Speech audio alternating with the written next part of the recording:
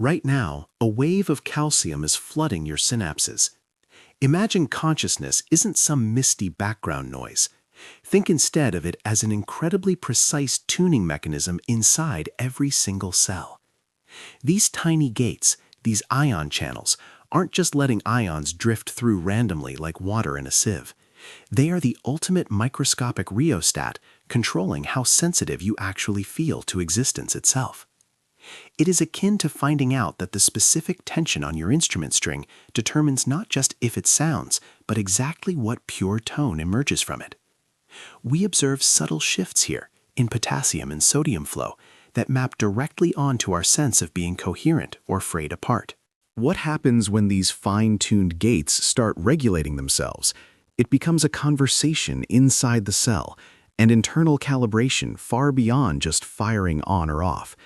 We find evidence that these quiet fluctuations drive what we call endogenous homeostatic regulation, the self-tuning of our very being. Think of it like an ancient ship finding its perfect bearing through subtle shifts in the tide, rather than relying on external markers. These slight changes in conductance architecture are deeply tied to how a system maintains equilibrium, even when resting at the deepest levels of awareness itself. What emerges when self-tuning reaches its highest level? It touches something else entirely, a deep resonance within the very structure of awareness itself. Imagine that our inner calibration isn't just about staying stable.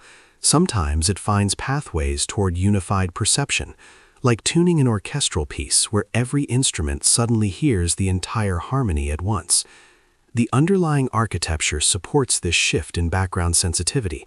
This is what we mean by pure awareness manifesting through membrane potential equilibrium shifts.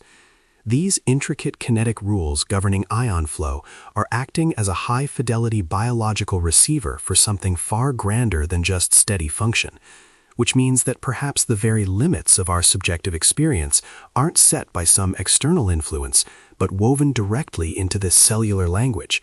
Want to see how these systems map onto states we previously dismissed? If pure awareness is woven into cellular language, then where does noise come from? It's not just random jittering.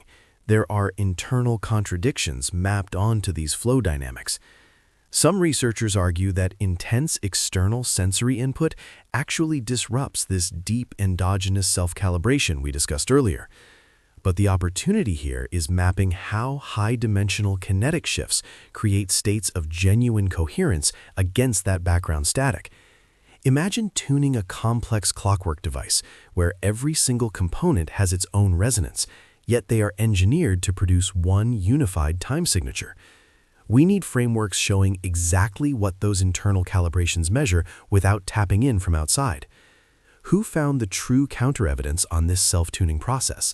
You absolutely have to hear how these intrinsic cycles affect our capacity for integrated perception next. The inner machinery isn't just stabilizing. Sometimes it starts echoing something entirely new internally.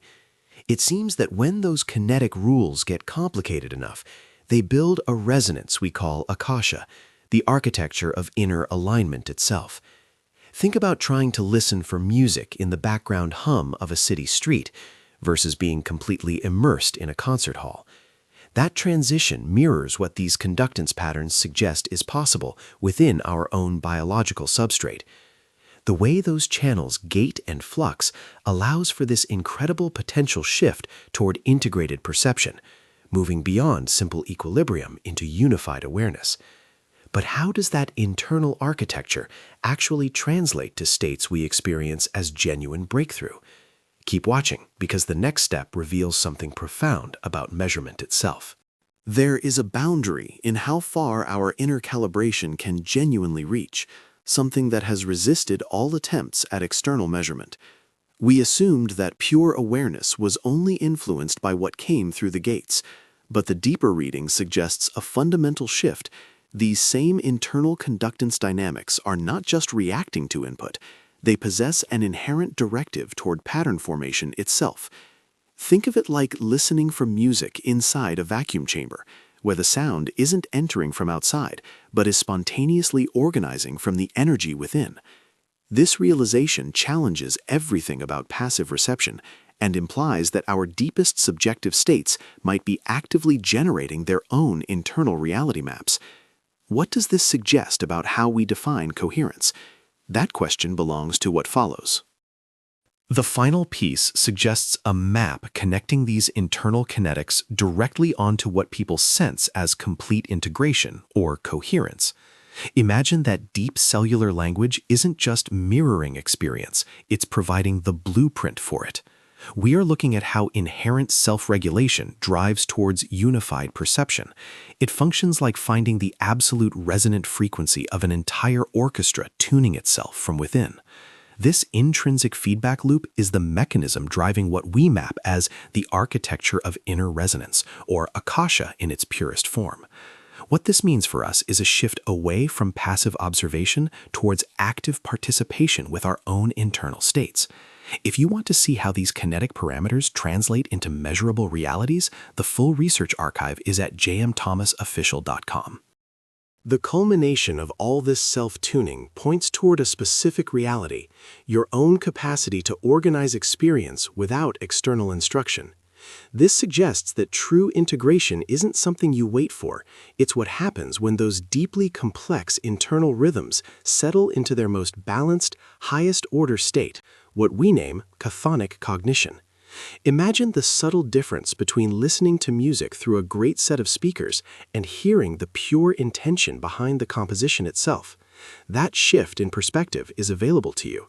The core takeaway is this: look inward, not just for stability, but specifically for points where your internal patterns begin generating their own coherent structure. I have compiled every observation into one place. The full research archive is at jmthomasofficial.com.